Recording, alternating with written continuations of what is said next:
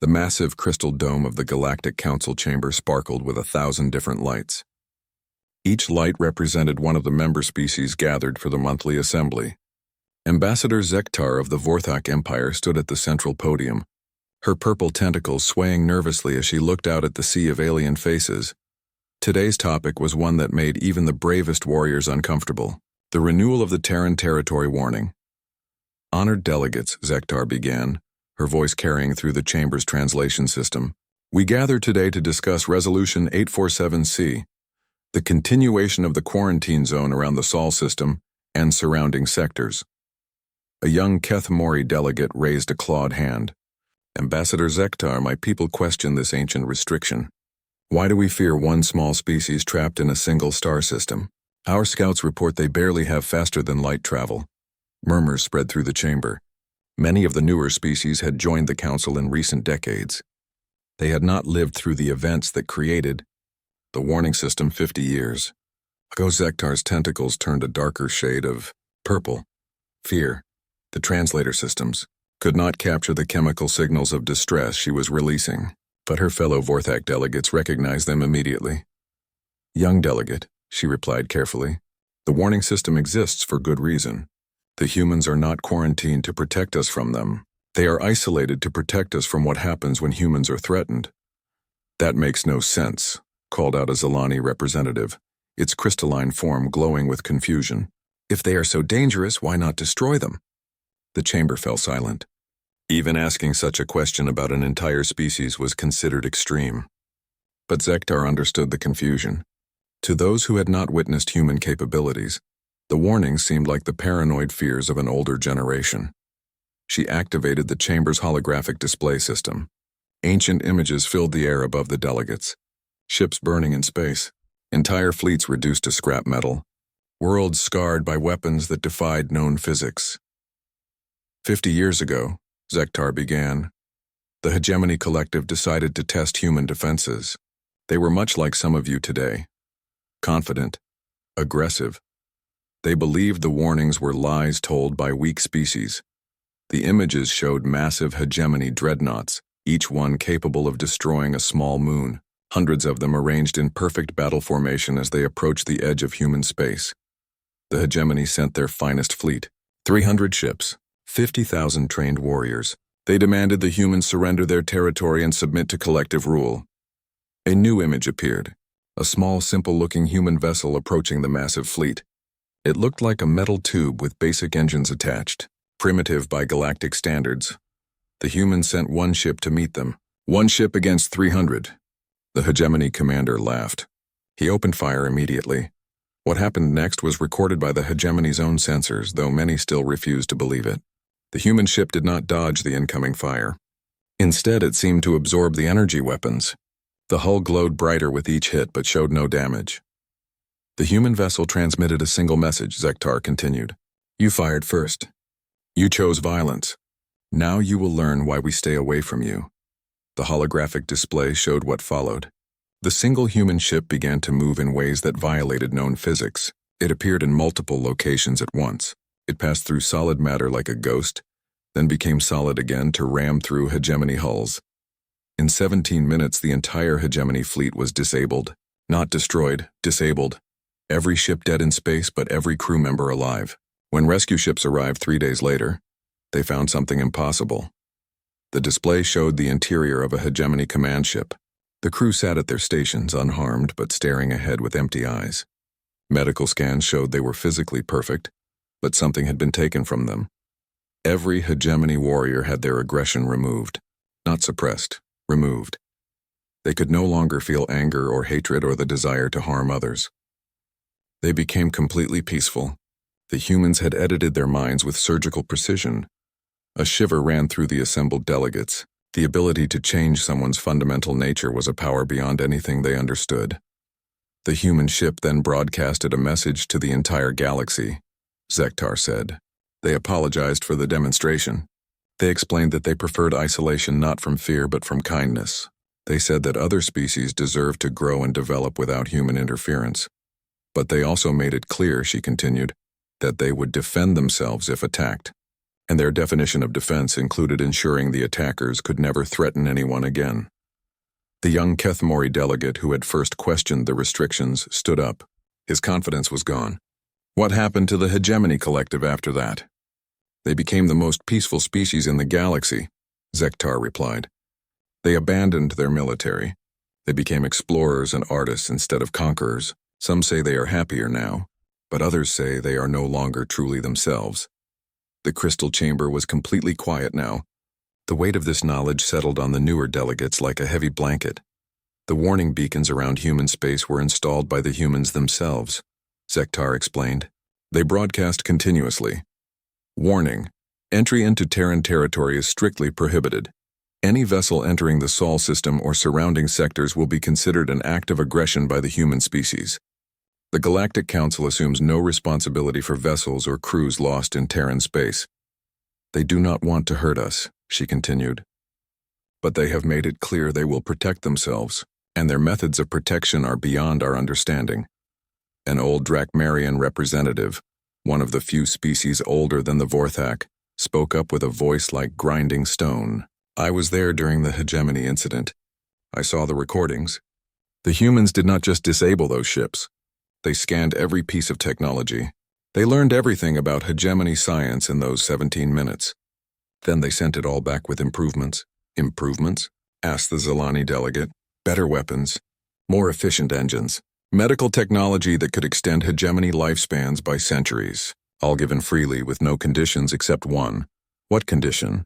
That the technology could never be used to harm another sentient being.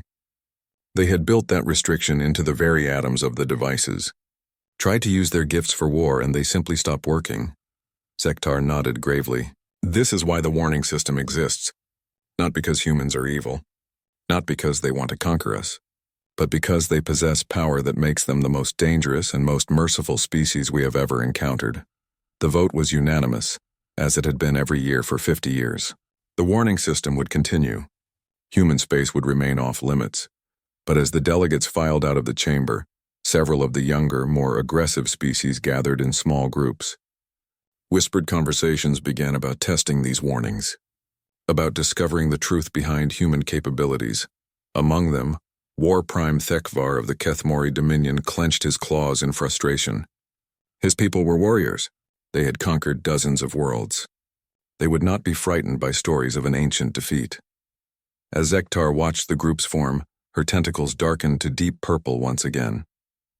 She had seen this pattern before. Young species, proud and confident, convinced that they were different, convinced that they could succeed where others had failed. She could only hope that when they inevitably tested the warnings, the humans would be as merciful as they had been 50 years ago. 3 months after the council meeting, War Prime Thekvar stood on the bridge of the Kethmori battlecruiser Bloodfang. The ship was a masterpiece of Kethmori engineering, built for war and conquest.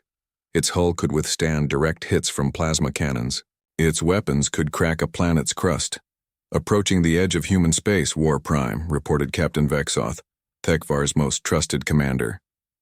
All stealth systems are active. Thekvar studied the star charts with satisfaction. His people had spent months planning this mission.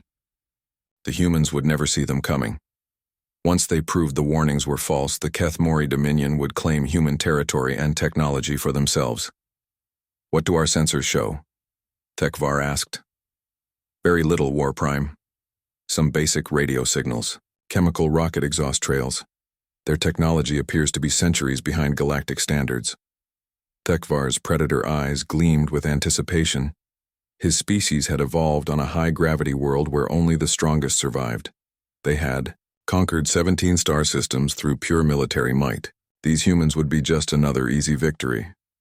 There, Vexoth pointed at the tactical display. A human patrol ship, single vessel, approximately 200 meters long. Basic metal construction. No energy shields detected. The human ship looked exactly as the council reports had described. A simple metal tube with crude engines attached. It moved slowly through space, following a predictable patrol route. Pathetic, Thekvar growled. These are the beings that supposedly defeated the hegemony, open communications. The bridge crew, worked quickly to establish contact with the human vessel. Within moments, a new voice filled the bridge speakers. The words were translated by their computers, but something about the tone made several Kethmori warriors shift uncomfortably. Unknown vessel, this is Lieutenant Sarah Chen of the Terran Defense Patrol Ship Endeavor. You are in violation of Terran space. Please state your intentions and prepare to be escorted to the edge of our territory. The voice was calm, almost friendly, but there was something underneath it, a confidence that seemed completely at odds with their primitive ship. Thekvar laughed, a sound like breaking glass. Human vessel, I am War Prime Thekvar of the Kethmori Dominion. You will surrender your ship and submit to our authority. Your species will become servants of the Dominion. A pause. Then the human voice returned, still calm but with a note of sadness. That's unfortunate, War Prime. This is your final warning. Leave immediately or defensive measures will be taken. Defensive measures? Thekvar roared. You dare threaten us with that scrap heap you call a ship? Captain Vexoth, destroy them. The Bloodfang's weapons powered up. Plasma cannons that could melt through ship hulls like butter. Missile systems loaded with warheads that could level cities. All targeting the small, defenseless human patrol craft. Firing, Vexoth announced. The space between the ships lit up with deadly energy. Plasma bolts that burned hotter than stars streaked toward the human vessel. High-explosive missiles followed behind them. It was enough firepower to destroy a small space station. But something impossible happened. The human ship didn't try to dodge. It didn't raise shields because their sensors showed it didn't have any. Instead, it simply sat there and took the full force of the Kethmori attack. When the light faded, the human ship was still there. Not only undamaged, but somehow different. The hull seemed to shimmer now, as if it were made of liquid metal instead of solid plates. Impossible, Vexoth whispered. Our sensors showed no defensive systems. Sir, one of the bridge crew called out, the human ship is powering weapons we can't identify. On the tactical display, new energy readings appeared around the human vessel, but they didn't match any known weapons technology. The energy patterns were unlike anything in the galactic databases. All ships, evasive maneuvers, Thekvar ordered. He had brought 5 battle cruisers to this mission. Surely even impossible human technology couldn't face such odds. The human ship fired. What came out was not plasma or missiles or any conventional weapon. Instead, beams of pure light lanced out from the human vessel. They moved faster than the Kethmori ships could react. When they struck the Bloodfang, they passed through the hull like it wasn't even there. Then the light beams did something that made every warrior on the bridge cry out in terror. They began to slice through the ship's internal structure with surgical precision. But instead of destroying systems, they seemed to be studying them, learning how they worked. Hull breach on decks 7 through 12, reported the damage control officer. But sir, the breaches are sealed. The human weapons cut through our hull, scanned our systems, then repaired the damage. More light beams struck the other Kethmori ships. Within minutes, all 5 vessels found themselves dead in space. Not destroyed, but completely disabled. Every weapon system, every engine, every communication array had simply stopped working. War Prime, Vexoth said, his voice shaking. We're receiving a transmission from the human ship. The same calm voice filled the bridge again, but now the Kethmori could hear something they had missed before. This human was not afraid of them. She was sad for them. War Prime Thekvar, your vessels are now disabled. You chose to fire first despite our warnings. We will be boarding your ships to ensure your crews are unharmed and to escort you from our territory. Boarding? Thekvar snarled. We are Kethmori warriors. We do not surrender. Sir, called the sensor operator, I'm detecting movement near our airlocks. On the external cameras, they could see figures approaching their ship through open space. The humans wore simple spacesuits that looked as primitive as their ships. But they moved through the vacuum like they were walking through water, completely ignoring the fact that they should be frozen and dead. The airlocks opened without any authorization from the Kethmori crew. The humans had simply walked through the sealed doors as if they weren't there. Impossible, Thekvar breathed. Solid matter cannot pass through solid matter. The first human to enter the bridge removed her helmet, revealing a young woman with dark hair and kind eyes. She looked completely ordinary, like any of 100 species they had encountered. But when she spoke, her words carried a weight that made even Thekvar step backward. "Hello, War Prime.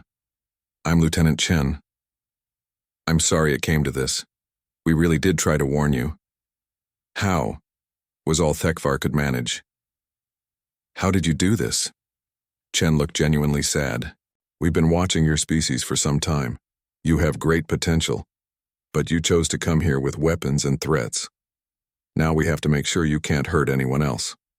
She pulled out a small device that looked like nothing more than a metal stick. When she activated it, it began to scan the Kethmori warriors with lights that shouldn't have been possible. "What are you doing to us?" Vexoth demanded. "Learning," Chen replied simply. "Your language, your culture, your technology, your biology, everything we need to understand why you chose violence and how to help you choose differently in the future." As the scanning continued, Thekvar felt something changing inside his mind. Not pain, but a strange sense of clarity. For the first time in his life, he began to question why his people lived for war, why they found joy in conquest and domination. "What are you doing to me?" he whispered. "Nothing you don't want us to do," Chen said gently. "We're just helping you see other possibilities. You can still choose to be warriors. But maybe you could be warriors who protect instead of conquer." Hours later, as the human ship escorted the disabled Kethmori vessels to the edge of their territory, Thekvar sat in his command chair and wondered why he had ever thought conquest was glorious. The last thing he heard before the humans released them was Chen's voice on the communication system. "Please tell the Galactic Council what you saw here. Tell them we hope they will continue to respect our boundaries. We don't want to hurt anyone, but we will protect ourselves and others if we must." Deep beneath the surface of Earth, in a facility that existed in more dimensions than most species could comprehend, Dr. Sarah Chen sat in an emergency meeting of the Terran Defense Council. The room looked simple enough, just a circular table surrounded by chairs. But the people sitting in those chairs were anything but simple. To her left sat Admiral Marcus Webb, whose body contained more nanotechnology than original biology. His enhanced eyes glowed with soft blue light as he processed data streams from across human space. To her right, Dr. Yuki Tanaka appeared completely normal until she turned her head, revealing cybernetic implants that allowed her to communicate directly with Earth's planetary AI network. "The Kethmori incident was handled well," said Director James Morrison from across the table. He looked like an ordinary middle-aged man, but Sarah knew his consciousness existed simultaneously in 17 different bodies across the solar system. Minimal damage to their vessels. No loss of life. The memory adjustments were gentle. Sarah nodded, but she felt troubled. She was the same Lieutenant Chen who had boarded the Kethmori ships 3 days ago, though her real body had never left Earth. The person who met the alien warriors had been a biological avatar, controlled through quantum entanglement from this very facility. "The problem," Sarah said, "is that this won't be the last time. Young species always test the boundaries. We can't keep having these encounters without eventually having to show them the truth." Admiral Webb's glowing eyes focused on her. "The truth has always been available to them. They choose not to see it. Because we've hidden ourselves so well they think we're primitives," Dr. Tanaka replied. "Our deception has been perfect for 3 centuries. Too perfect." The humans in the room represented the end result of a technological singularity that had occurred 400 years earlier, when their artificial intelligence had become truly sentient. Humanity had faced a choice that had destroyed most other species who reached that point. They could merge completely with their machines and lose their humanity, or they could reject the technology and remain limited by biology. Humanity had chosen a third path. They had integrated with their technology while remaining fundamentally human. Their bodies could be rebuilt, enhanced, and even replaced, but their consciousness, their emotions, and their choices remained their own. They had become something new, biological beings with the power of gods but still possessing human hearts. "The Galactic Council's warning system was our idea," Director Morrison reminded them. "We wanted other species to develop naturally without our interference. The isolation was supposed to give them time to grow. But they're not growing, Admiral Webb said bluntly. They're stagnating. The Kethmori are typical. They've had faster-than-light travel for 2,000 years, but they're still using the same basic weapons and thinking the same primitive thoughts about conquest. Dr. Chen pulled up a holographic display showing the galaxy's political map. Hundreds of species spread across thousands of worlds, but most of them trapped in cycles of conflict and competition that humanity had moved beyond centuries ago. The question, she said, is whether it's time to end the isolation. The Council won't like that, Dr. Tanaka pointed out. They've based their entire political system on the idea that humans are a contained threat. If they learn we've been watching and guiding them from the beginning, they'll panic, Admiral Webb finished. Some will try to form alliances against us. Others will beg for our technology. Either way, it will disrupt the careful balance we've maintained. Director Morrison stood and walked to the room's main display. With a thought, he activated systems that showed the real scope of human civilization, not just the simple ships and primitive bases that galactic scouts observed, but the truth. Hidden cities that existed in folded space-time. Manufacturing systems that could convert asteroids into fleets of ships in hours. Exploration vessels that had mapped every habitable world in the galaxy, always staying carefully out of sight of native populations. A network of monitoring stations that tracked every significant political development across hundreds of species. We've been preparing for this moment for 300 years, Morrison said quietly. The question is whether the galaxy is ready for us. Sarah thought about the young Kethmori warriors she had encountered. Their confusion when their most powerful weapons had no effect. Their fear when she had walked through their supposedly impenetrable barriers. Their wonder when she had gently adjusted their thinking to show them alternatives to violence. War Prime Thekvar asked me a question before we released them, she said. He wanted to know if we were gods. What did you tell him? Dr. Tanaka asked. I told him we were just humans who had learned to be better than we used to be. I think that's what scares them most. Not that we're so different, but that we're so similar. Admiral Webb accessed the latest intelligence reports with a thought. The Kethmori have reported the incident to their government. Their version is interesting. They claim our ships were invisible until we chose to reveal ourselves. They say our weapons worked by rewriting the laws of physics. Both true, in their way. Director Morrison noted with amusement. The concerning part, Webb continued, is that other species are taking notice. We're detecting increased military activity near our borders. Some are planning reconnaissance missions. Others are building new weapons specifically designed to counter what they think are our capabilities. They're getting ready for war, Sarah realized. A war they cannot win and we do not want, Dr. Tanaka said grimly. If this escalates, we'll be forced to demonstrate our full capabilities. And that she didn't need to finish. Everyone in the room knew what would happen if humanity was forced to reveal the true extent of their technology. The galaxy's other species would realize they were not dealing with mysterious but limited beings. They would understand that humanity had transcended every limitation that bound other civilizations, that knowledge would either inspire them to evolve or destroy them with despair. There is another option, Director Morrison said slowly. We could choose a middle path.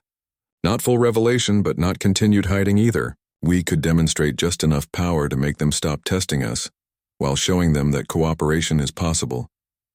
Admiral Webb's cybernetic systems ran probability calculations at superhuman speed. That would require a very precise application of force. Too little and they won't take the warning seriously. Too much and we risk causing the panic we're trying to avoid. Sarah stood and walked to the display showing the galaxy map. Thousands of civilizations, billions of worlds, trillions of beings who had no idea they were living under the protection of species they considered primitive. The Kethmori will probably try again, she said, and when they do, others will be watching. Maybe it's time to give the galaxy a proper demonstration of what happens when you ignore our warnings. You're talking about ending 3 centuries of careful isolation, Dr. Tanaka warned. Once we step onto the galactic stage openly, we can't step back. Maybe it's time, Director Morrison said thoughtfully. We've been gardeners tending the galaxy from the shadows, but gardens eventually need direct attention from their caretakers. The vote was unanimous. When the next species tried to test human defenses, they would get a response that would make it very clear why the warning systems existed. Admiral Webb began issuing orders to fleets that had waited centuries for this moment. Hidden bases throughout the galaxy prepared to reveal themselves. Technology that had been held in reserve since the early days of human expansion, powered up for the first time in generations.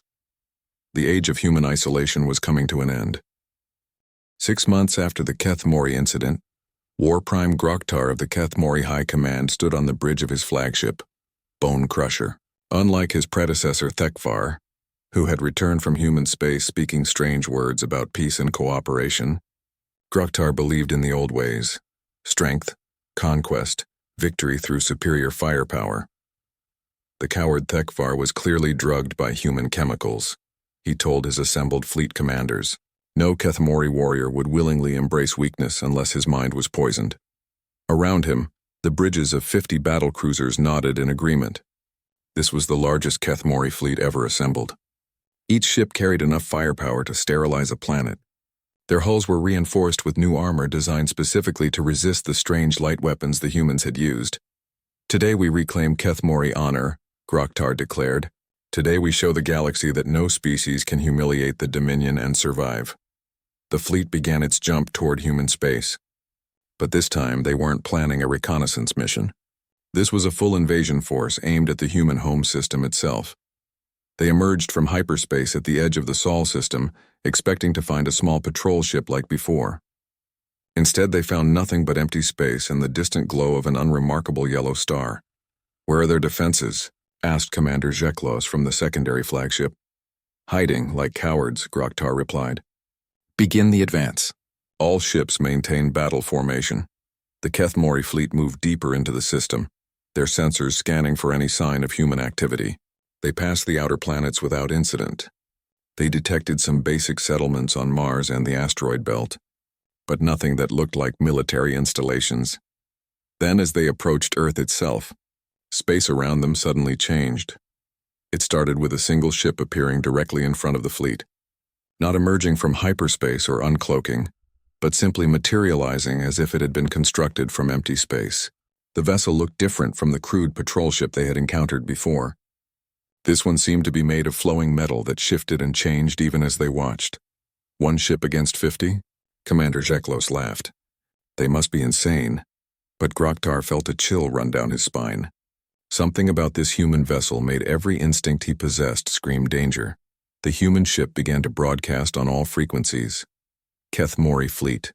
This is Admiral Marcus Webb of the Terran Defense Force. You have entered our home system with obvious hostile intent. This is your final warning. Leave immediately or face the consequences." Groktar opened fire immediately. He had not come this far to be turned away by threats. The entire fleet unleashed everything they had: plasma cannons, fusion missiles, particle beams. Enough firepower to crack a moon. The human ship didn't even try to dodge. Instead, it seemed to absorb the incoming fire, its hull glowing brighter with each hit. When the barrage ended, the vessel was not only undamaged but somehow larger than before. "Impossible," breathed Commander Zeklos. "Our sensors show the ship has increased in mass by exactly the amount of energy we fired at it." Then more ships began to appear. Not one or two, but dozens, each one materializing from nothing, like they were being assembled by invisible hands. Within minutes, the Keth Mori fleet found themselves facing an equal number of human vessels. But these ships defied everything the Keth Mori knew about physics. Some appeared to exist in multiple places at once. Others phased in and out of visibility like ghosts. A few seemed to be made of pure energy, barely contained in ship-like shapes. Admiral Webb's voice filled the communication channels again. "War Prime Groktar, you were warned by Lieutenant Chen 6 months ago. You chose to ignore that warning. You also ignored the peaceful transformation of War Prime Thekvar, who we sent back to show you a better path. We will not be turned away by tricks and illusions," Groktar snarled into his communicator. "Very well," Webb replied, and there was infinite sadness in his voice. "You have chosen the demonstration. I hope your people will learn from what happens next." The human ships began to move, but not in any way that made sense. They didn't accelerate gradually like normal vessels. Instead, they simply changed position instantly, appearing exactly where they wanted to be. The first Keth Mori ship to be attacked was the Bone Crusher itself. A human vessel appeared directly beside it, so close that their hulls should have collided. Instead, the human ship seemed to exist in the same space without actually touching. What happened next would be discussed in Kethmori military academies for generations, if any survived to build them. The human ship extended what looked like tendrils of liquid metal. These tendrils passed through the bone crusher's hull like it was made of air, but instead of causing damage, they began to interface directly with the ship's systems.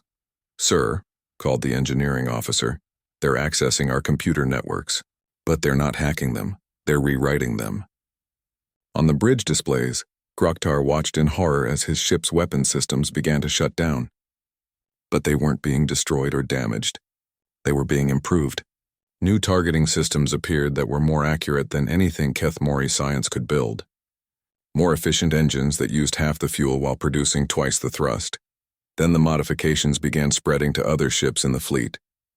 "All vessels report the same phenomenon," Commander Jeklos said, his voice shaking. "The humans are upgrading our technology while we watch. But the upgrades came with a price. Every weapon system that was improved also gained a new limitation. It could no longer be used to harm intelligent life. Try to target a crew compartment, and the weapons simply refuse to fire. Point them at a populated planet and they powered down automatically. They're not conquering us," Groktar realized with growing terror. "They're domesticating us." The human fleet then did something that broke the Kethmori's understanding of reality.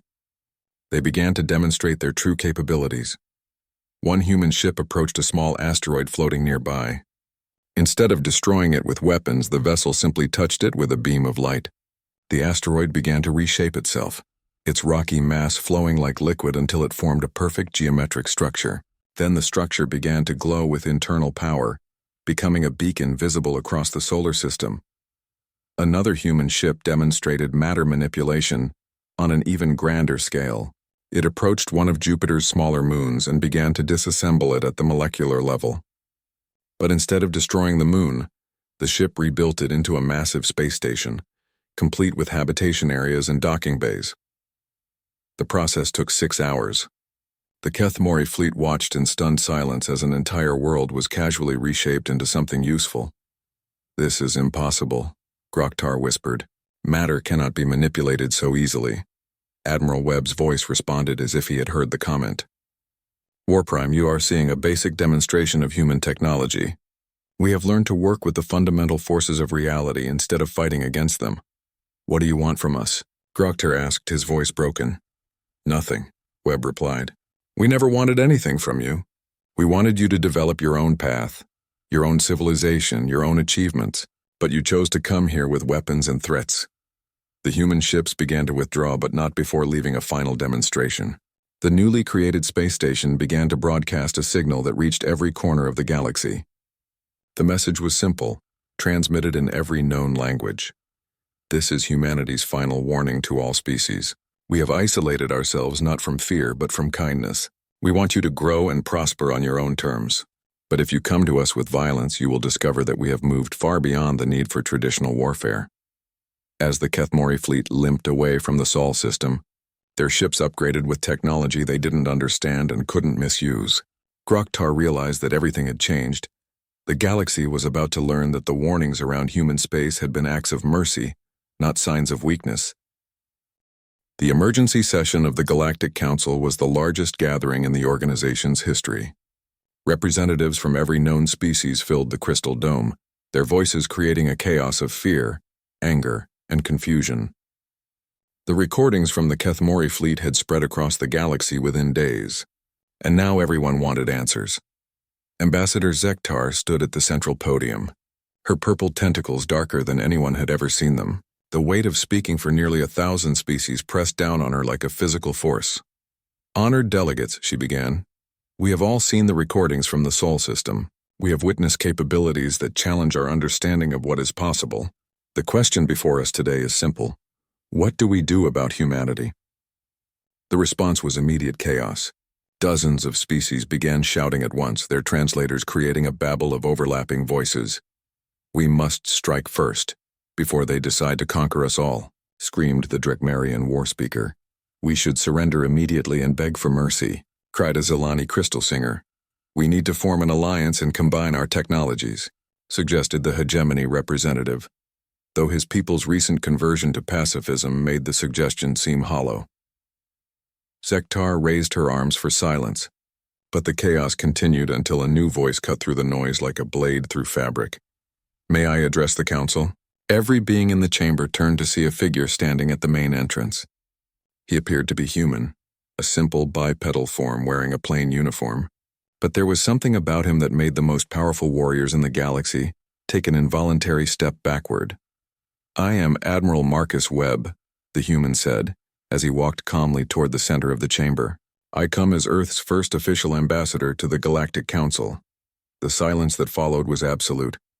For 3 centuries, no human had set foot in the council chambers.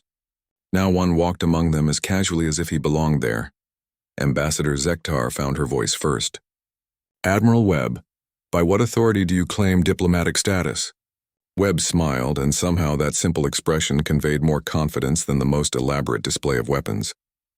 "By the same authority that created this council in the first place. We have been watching your organization since its founding. We helped write many of your founding documents, though we remained anonymous contributors." He gestured, and holographic displays appeared throughout the chamber without any visible technology to project them. The images showed the early days of galactic civilization, but from a perspective no one had seen before. "These are human records of first contact between various species," Webb explained. "We were there watching from a distance when the Vorthak met the Drakmarians. We observed the founding of the trade routes that became your economic backbone. We quietly prevented 17 different wars that would have devastated entire sectors. The images showed human ships, always carefully hidden, intervening in critical moments throughout galactic history, preventing asteroid impacts on primitive worlds, guiding lost explorer ships away from dangerous phenomena, leaving useful technologies where struggling civilizations would find them." "You've been manipulating us," accused the Kethmori representative, War Prime Thekvar, who had been transformed by his encounter with Lieutenant Chen months earlier. But his accusation lacked the anger it should have held. His modification had left him capable of seeing multiple perspectives on any situation. "Not manipulating," Webb corrected gently. "Gardening. We have been gardeners, tending a galaxy-wide civilization from the shadows. Every species here has benefited from our subtle guidance. But all of your achievements are genuinely your own." A young delegate from the Stellar Assembly, one of the more recent member species, stood up shakily. "What do you want from us now?" Webb turned to face the entire assembly, and his expression grew serious. "We want the same thing we have always wanted, for you to grow, to prosper, to become the best versions of yourselves. But recent events have made it clear that our isolation is no longer serving that goal."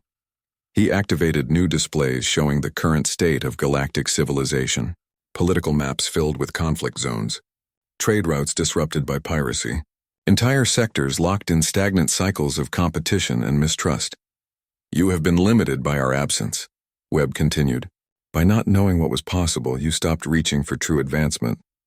The Kethmori attack on our home system was just the latest example of species stuck in primitive thinking patterns." "Primitive?" The Drakmarian war speaker rose to his full imposing height. "We have mastered faster than light travel. We command the power of stars. We have built civilizations spanning hundreds of worlds. And yet," Webb replied calmly, "you still solve your problems the same way your ancestors did 1,000,000 years ago, with violence and dominance. You have advanced your tools, but not yourselves." The human walked to the center of the chamber, and as he did so, his appearance began to change. The simple uniform dissolved, revealing the truth beneath. His body contained more technology than biology, but somehow remained recognizably human. Circuits of light flowed beneath his skin. His eyes held the depth of someone connected to vast networks of knowledge. "This is what we have become," he said simply. "We merged with our technology without losing our humanity. We transcended the limitations of biology without abandoning what made us who we are. We became gods while choosing to remain people." The chamber was utterly silent now. Even the most advanced species represented here had never imagined such integration between biological and artificial systems. "We are prepared to share this transformation," Webb continued. "Not to force it upon you, but to offer it as a possibility. Every species can choose their own path to advancement, but you can no longer choose to remain ignorant of what is possible." Ambassador Zektar found her voice again. "What would this sharing involve?" Teachers, Webb replied. Human advisors who will work with any species that request them. Technology transfers at a pace each civilization can handle. Most importantly, examples of what you can become. He gestured again, and the chamber filled with images of human civilization as it truly existed, cities that existed in folded space-time, allowing billions of people to live in areas that appeared empty to outside observers, art forms that sculpted with pure energy and emotion, scientific achievements that had unlocked the deepest secrets of reality itself. But there are conditions, Webb said, and his tone became firm. First, no species may use our gifts to harm others. Second, any civilization that accepts our help must commit to helping others in turn. Third, the old cycles of conquest and domination must end. The Kethmori representative, War Prime Thekvar, spoke up. His voice carried none of the aggression that had once defined his species. What happens to those who refuse your offer? Nothing, Webb replied. You continue as you are. We will no longer hide from you. But we will not force our way of life upon you either. The choice, as always, remains yours. And if someone attacks you again? Asked the Drakmarian war speaker. Webb's expression grew sad. Then we will defend ourselves and others as we see fit. But we hope that after today's demonstration, such attacks will become unnecessary. The vote took 3 days. In the end, 47 species requested immediate human advisors. 200 more asked for limited technology transfers. The remaining civilizations chose to continue independently, but without the hostility that had marked their previous interactions with human space. The warning beacons around the Sol system powered down for the first time in 3 centuries. In their place, new signals began broadcasting across the galaxy. Welcome to the next phase of galactic civilization. Humanity stands ready to share the journey. Ambassador Zektar approached Admiral Webb as the delegates began to file out of the chamber. You could have conquered us all centuries ago, she said. Why didn't you? Webb smiled, and in that smile she saw the essence of what made humanity unique among all the species she had known. Because conquest is easy and teaching is hard. Slaves can never become truly great, but students can surpass their teachers. As the great crystal dome emptied, Admiral Webb remained standing in the center, no longer the representative of a hidden species, but the first ambassador of a civilization that had chosen to step out of the shadows. The age of isolation was over. The age of cooperation was about to begin.